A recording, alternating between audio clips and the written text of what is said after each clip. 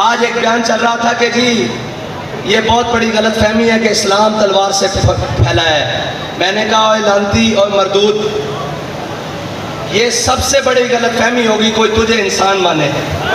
تیرے اندر انسانیت والی خصلتیں بھی نہیں ہیں، نہ تجھے روحانیت کا پتہ، رونیت پڑتا ہے، نہ تجھے کسی بات کا پتہ، نہ تجھے کسی کام کا پتہ. حکومت تجھ سے چل نہیں سکی، ملک کے خلاف تو بکتا ہے، اداروں کے خلاف تو بکتا ہے، ہر چیز تیرے شر سے کوئی بچا نہیں.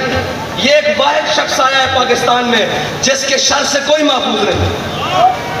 نہ دیندار محفوظ، نہ تاجر محفوظ، نہ وکیل محفوظ، نہ جج محفوظ، نہ جناب فوج محفوظ، نہ وطن محفوظ. اس کے ہوتے ہوئے کشمیر کی فروخت ہوئی ہے.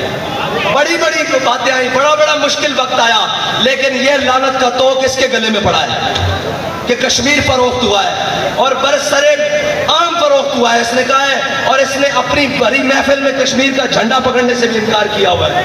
اگر قوم بھولے نہ تو، لیکن قوم کو اب اپنے جناب دماغ حاضر رکھنے پڑیں گے.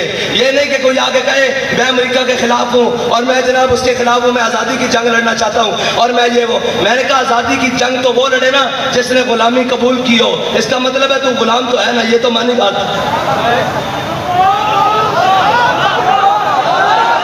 اس کا مطلب ہے تو نے 3.5 سال تو غلامی میں گزارے ہیں. آزادی کی جنگ ہم لڑ رہے تھے، جس نے نہ تیری غلامی قبول کی، نہ نواز شریف کی غلامی قبول کی، نہ شاہد خاقان کی غلامی قبول کی، نہ پرویز مشرف کی غلامی قبول کی. ہر ظالم کے سامنے بھی کھڑے رہے، ہر جابر کے سامنے بھی کھڑے رہے، اور جو حق بات کہنے کے لیے قیمت دینی پڑی اس کو بڑا سینہ چوڑا کر کے قیمت دی، اور یہاں لاشیں اٹھانی پڑی، خون دینا پڑا، بڑا کھل کے دیا.